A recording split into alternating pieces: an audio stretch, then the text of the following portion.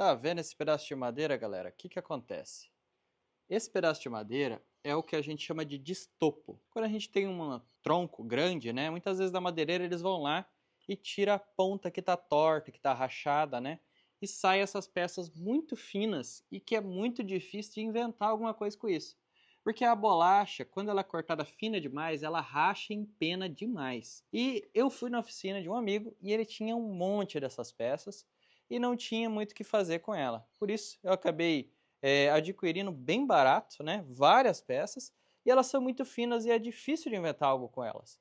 Porém, eu descobri um projetinho mirabolante tempos atrás. No YouTube, eu vi um projeto de um gringo que pegou essas peças muito finas e usou para fazer um projeto economizando resina, mas ainda assim muito bonito, usando madeiras que eram muito finas. E no caso lá ele teve que afinar as madeiras de propósito. No meu caso aqui eu já estou reaproveitando peças que na verdade seriam até lixo, porque eram finas demais, tá bom? Então, no decorrer desse projeto aqui, nós vamos estar criando essas peças que vão se transformar numa mesa muito bonita e útil, usando essas madeiras que na verdade, na maioria das madeireiras, é até descarte, não tem o que fazer com elas. Então, bora lá para esse projetão. Então, ó, para a gente começar, galera, o que que a gente fez? A gente posicionou as peças do jeito que elas melhor se encaixavam, né? Isso aqui é bem parecido, para quem já acompanha o nosso canal no YouTube, com a ideia da tábua Tangram, que foi uma tábua que a gente pegou peças de madeira parecidas até com essa, né? Porém, era uma madeira, outro tipo de espécie de madeira, e foi posicionando, mas lá a gente foi quebrando ela para se encaixar. Nesse caso aqui, a gente tentou se encaixar ela com o formato natural que ela tinha mesmo, ou com o formato que ela foi cortada. Então aqui a gente já achou a melhor disposição, né, da maioria das peças, ainda temos algumas outras que nós vamos colocar nesses espaços que estão sobrando. A extremidade da mesa que a gente quer fazer é essa largura aqui, vai ser uma mesa de escritório, então é mais ou menos essa aqui que vai ser a extremidade mesmo. Já posicionamos a maior parte das peças e demarcamos enumerando e fazendo esses traços aqui para dar o sentido aqui mais ou menos que a peça está posicionada. Outra coisa que a gente vai fazer é tirar uma foto no celular, que também ajuda a gente posteriormente reposicionar mais ou menos no mesmo lugar, beleza?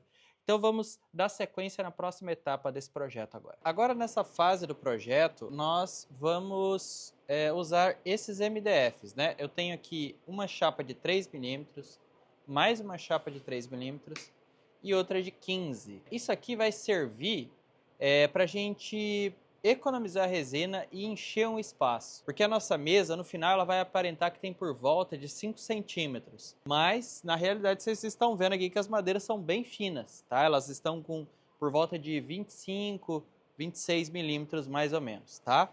Mas, para a gente encher essa espessura que falta, a gente vai usar MDF.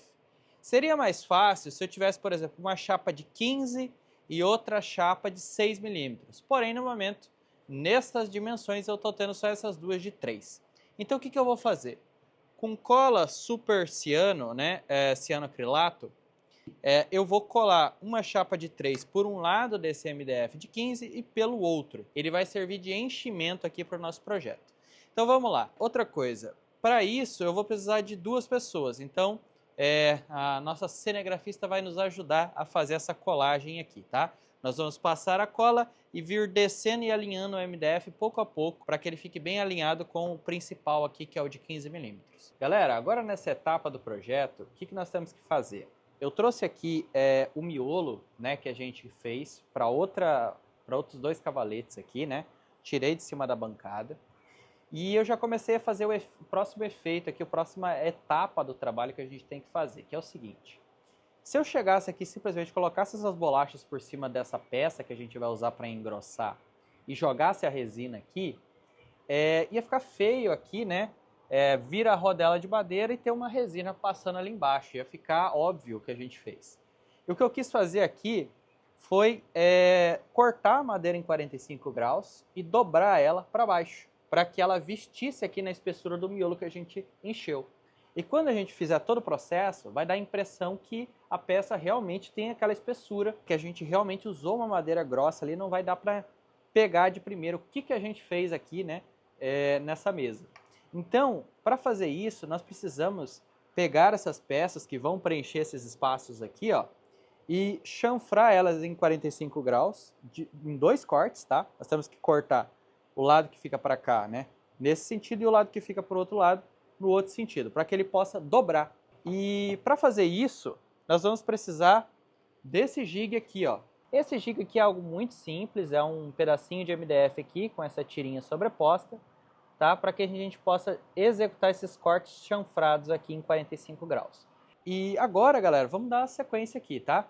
Para começar, o que eu vou fazer? Eu vou encaixar a peça aqui, né? Agora que está faltando poucos lugares, eu vou fazer com que ela se encaixe aqui o máximo possível, tá? Usando a mesma técnica que a gente usou lá na nossa tábua Tangram, tá? Se você não viu esse vídeo, assista que você vai entender do que nós estamos falando aqui, tá? Agora nós já estamos conseguindo encaixar aqui a peça, ó. Ela já ficou bem bacana aqui o encaixe. Vou usar esse peso aqui para ela ficar parada, para que a gente possa fazer uma traçagem aqui, ó, onde que a gente tem que fazer esse corte. Ele tem que ser bem alinhado com esses outros dois que eu já fiz, tá? Então, vou usar esse peso aqui para ela ficar parada aqui, para eu poder traçar esse risco. Se eu não tivesse essas duas peças de referência, como eu não tinha quando eu estava fazendo as outras, o método que eu usava é o seguinte, ó. Por exemplo, eu vou tirar essas peças daqui.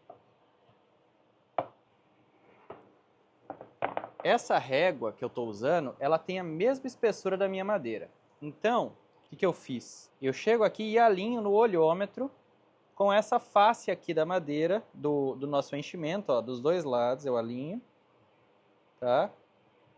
Deixo bem alinhado. E agora eu já sei que o corte que eu tenho que fazer é bem aqui, ó. Então é nessa linha aqui que eu tenho que fazer o corte. Vou colocar as peças de volta, vamos ver se eu acertei, hein? Vamos ver se meu olhômetro tá bom. O alinhamento ficou certinho aqui, ó. Então dá para vocês usar esse método para marcar, né? Só colocar a régua por cima.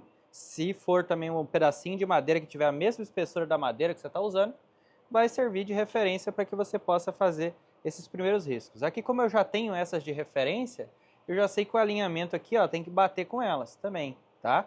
Mas dá para fazer daquele outro jeito, que é o jeito que eu fiz quando ainda não tinha nada aqui no seu devido lugar. E agora eu vou chegar aqui, ó, com o jig e vou alinhar essa face aqui de baixo, ó, dessa extremidade aqui do ângulo, com o risco que a gente fez, ó. Vou alinhar ali. E vou usar esses grampos, ó, para prender isso aqui alinhado, tá? Então vamos prender ela aqui para que a gente possa realizar o corte. Ó, já prendi aqui. E agora, para que a gente possa realizar esse corte com segurança, o que eu vou fazer, ó? Tenho aqui esse modelo de grampo rápido, né? E ele tem aqui, ó, esse manipulozinho que a gente consegue soltar aqui, ó. E aí o que eu consigo fazer? Eu consigo fazer um furo na bancada e colocar ele assim, tá? E colocar essa pecinha aqui lá por baixo da bancada. E quando eu apertar ele aqui, ele vai apertar a minha peça contra a bancada, deixando ela presa onde eu quero, onde eu preciso, tá? Para que eu possa fazer esse corte com segurança. Galera, para fazer esse corte, eu precisei pegar a minha serra circular e usar essa funçãozinha aqui, ó, de inclinar o ângulo dela, tá? Lembrando que eu estou usando uma serra circular para madeira, tá? Nada de usar serra mármore, porque serra mármore é para cortar piso, azulejo, concreto ou mármore, tá? Ou a famosa serra Makita, tá? Fazer um trabalho como esse, tem que usar a serra circular de cortar madeira. Eu não tenho aquele tipo de serrinha que angula, né? A minha esquadrejadeira, ela é fixa somente em 90 graus. Então o jeito de eu fazer esse trabalho é esse aqui, usando esse jig, tá bom? E até se eu tivesse a serra, ia ser muito não, né? Mas ia ser um pouco complicado de eu pegar uma peça redonda, sem qualquer parte reta, para mim conseguir pôr ela na serra e fazer o corte onde eu quero, né? Eu teria que também fazer alguma maracutaia. Então, do jeito que eu estou fazendo aqui, né? Com esse jig, é o jeito mais prático que nós temos para fazer isso aqui hoje. E não adianta a gente chegar aqui e virar e encaixar isso aqui assim, ó. O que nós temos que fazer, ó? A gente cortou assim, agora nós temos que cortar assim, tá? Nós vamos aproveitar esse alinhamento aqui que o próprio corte já nos deu, para a gente posicionar o nosso jig e fazer um corte no sentido contrário agora. Agora que nós já temos aqui, ó, nossas duas peças cortadas em ângulo do jeito que a gente precisava, o que nós temos que fazer? Ó? Vou colocar ela aqui e vou alinhar o desenho do veio da madeira. Ó. Eu tenho que alinhar bem certinho como ela era. Então eu consigo ver aqui, ó, por essa parte do brancal, aonde que o veio batia aqui, tá? E agora com uma fita, ó, eu venho aqui e colo aqui, ó, por sobre a peça, nesse alinhamento.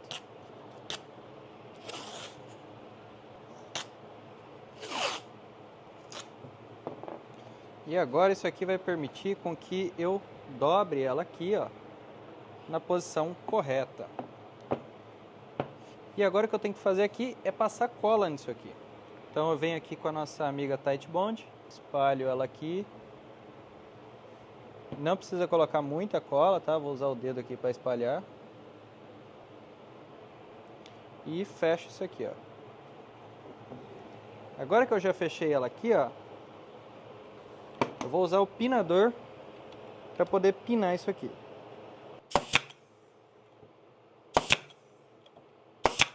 Pinando aqui onde vai ser a borda, não vai ter pregos na superfície da mesa e só na lateral, que é um detalhe que a gente vê menos, tá bom? E agora é só testar lá se finalmente isso aqui encaixa lá, vamos ver. Consigo encaixar aqui ele no seu devido lugar. O que eu preciso fazer aqui, ó? Agora que ele já encaixa, aqui por baixo, venho e marco a extremidade aqui, ó, para que eu possa cortar isso aqui que está sobrando. E agora lá na nossa serra, eu vou usar isso aqui como guia, né, essa face reta, para que a gente possa realizar esse corte e tirar esse excesso aqui que não é necessário. E agora nós vamos fazer isso aqui no todo o restante, né, completando todos os cantos que ainda faltam aqui, preencher com madeira, para depois sim a gente começar a parte de fazer o molde e vir com a resina. Nós posicionamos aqui todas as peças, preenchemos todos os vãos que estavam sobrando aqui. E agora nós temos que tirar tudo isso aqui daqui para poder fazer o molde, né? O que vai conter a resina nas extremidades aqui, né? Para que a gente possa preencher isso aqui. Então vamos tirar tudo isso aqui daqui de cima e cortar as peças de MDF que vão formar o nosso molde, né? A estrutura aqui por fora. Galera, já tô com o molde montado aqui e ele é muito simples, tá bom, galera? Que eu fiz? Eu peguei as tiras de MDF que a gente tinha cortado, né? Coloquei 4 em volta aqui, né? Elas dão 27 a mais do que o tamanho do miolo, né? 27 milímetros a mais do que o tamanho do miolo que a gente tinha feito. Coloquei as 4 e cerquei elas aqui com essas outras madeirinhas aqui, que também tem 7 centímetros de altura. Ele vai ficar aqui uns 3 milímetros mais alto do que a madeira aqui dentro, tá? É interessante você fazer o seu molde um pouquinho mais alto do que o final ali, né? Para você ter uma margem de erro, tá? Outra coisa, ele ficou vazado aqui no meio e o motivo por trás disso é o seguinte: eu poderia pegar uma chapa inteira, colocar aqui no fundo, colocar por baixo do miolo que a gente quer, né? E cercar ela em volta com pedaços de MDF. A questão é a seguinte: eu não tinha um MDF grande o suficiente para fazer isso. Então eu acabei fazendo com essas tiras, o que de certa maneira ficou mais barato de se fazer, pode ser que até em parte um pouco fácil também de se fazer, né? Mas a ciência é a mesma que eu já ensinei para vocês na aula de como fazer um molde, tá? A gente tem um vídeo aqui no canal, se você não sabe como fazer um molde de MDF totalmente caixinha fechada, né? A gente tem um vídeo aqui no canal também, tá? E agora eu vou aplicar o desmoldante, isso é importante para que a resina não cole nessa parte eu não quero que ela cole, eu quero que ela cole no restante, mas aqui não. Então nós vamos aplicar o desmoldante, que é esse aqui, o desmoldante em pasta, tá? É bem fácil, bem tranquilo de aplicar. A gente precisa de um pedacinho de estopa, um pedacinho de pano ou um pincel. E aqui neste caso eu vou usar a estopa automotiva, tá? Eu passo ela aqui na pastinha e vou passando aqui pela superfície da onde eu não quero que a resina grude, tá?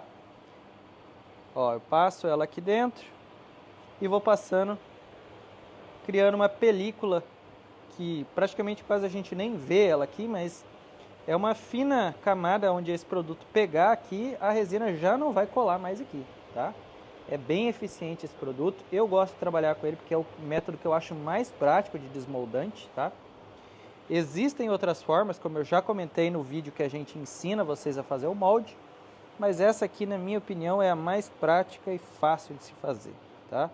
Mas isso aí fica a critério, né? Você pode usar também fita plástica, daquela que vai em caixa de papelão.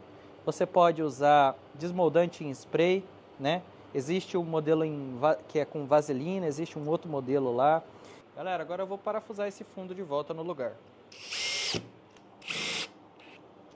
Galera, e agora eu vou usar o silicone para vedar aqui todas as frestas que ficou aqui e também as cabeças dos parafusos que a gente usou, tá bom? Vou aplicando ele aqui por cima de todas as frestas. Agora chegou o momento tão esperado da gente finalmente trabalhar com a resina epóxi. Aqui nós vamos usar a resina epóxi da Ohana, tá? Resina epóxi de baixa viscosidade e o catalisador vai ser o Extreme, tá bom? Um catalisador que permite fazer até 7 centímetros de espessura de uma vez só. E a cor vai ser o preto, tá? Nós vamos usar pigmento preto em pasta, beleza? Então vamos fazer essa mistura.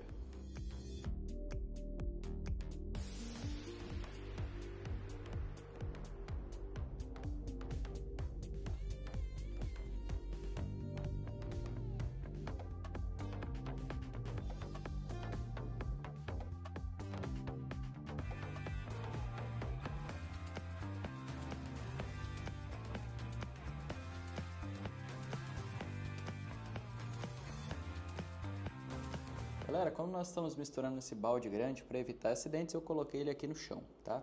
E agora nós vamos adicionar o pigmento preto em pasta, tá? Da Ohana. Eu quero que essa mistura fique bem escura mesmo, não dê para ver através dela.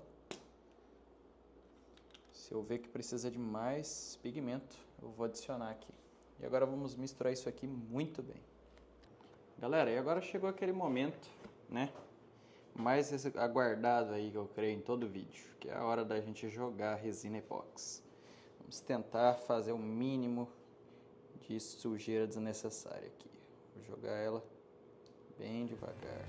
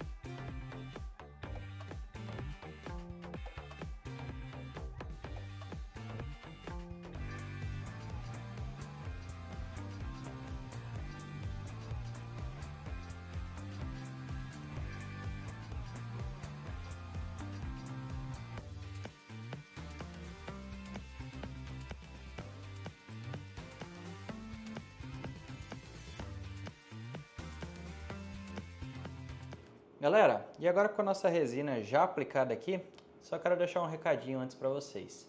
Agora no mês de novembro nós vamos estar fazendo nossa primeira Black November dos nossos cursos. Você vai conseguir adquirir os nossos cursos com um desconto super especial.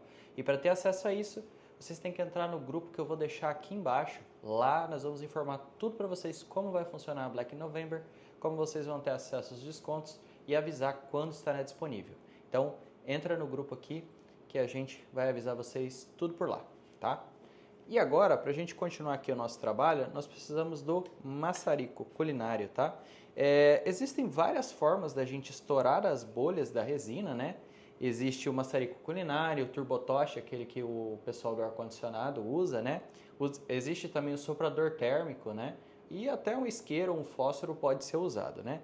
O propósito é você aquecer a resina para que ela expanda e as bolhas estourem, tá? O processo de formar bolhas é normal na hora da aplicação da resina, é uma reação química ali dela estar se catalisando e entrando em contato com a madeira. Então isso acontece mesmo, tá? E com o maçarico a gente consegue aquecer ela aqui, ó, e estourar as bolhas com muita facilidade. Eu gosto bastante do maçarico culinário porque ele não é muito forte, tá? A capacidade de aquecer dele não é muito grande e ele não sopra como o soprador térmico, né? Porque o soprador térmico, além de aquecer, ele sopra também, né? Já o maçarico, ele mais aquece, né? Então, eu acho que é o que funciona melhor, né?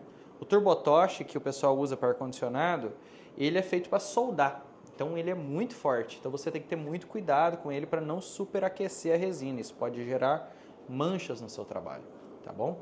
Então, como eu já disse, o que eu mais gosto é o maçarico culinário, tá bom? E agora é só a gente ter esse cuidado, galera, nas primeiras horas aqui após a aplicação, né? Ficar de olho aqui e estourando toda e qualquer bolha que aparecer, tá bom?